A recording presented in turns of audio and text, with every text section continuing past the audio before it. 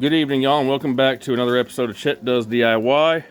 I am making a retraction and revised video about the Defrost Lever Heater Cables on this 1971 Super Beetle.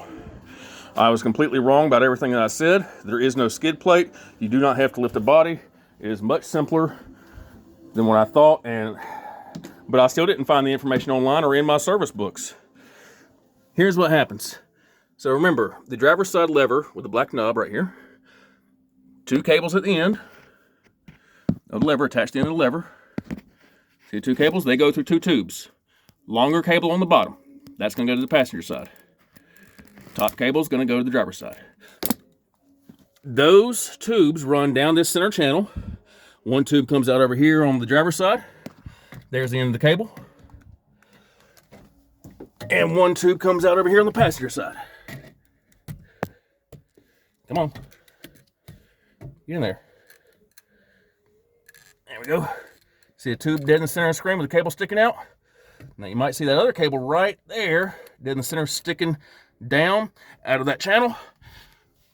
That is the other piece that cable connects to via these black connectors.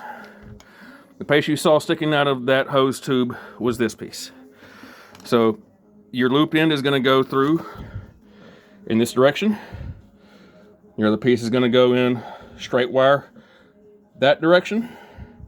And then with some little bitty flathead screwdrivers, you're going to cinch them down tight.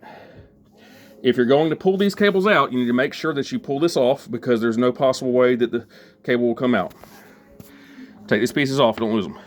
You don't have to unscrew these little screws too much to get them out. So, unscrew that, pull your broken cable out. You might run into a problem.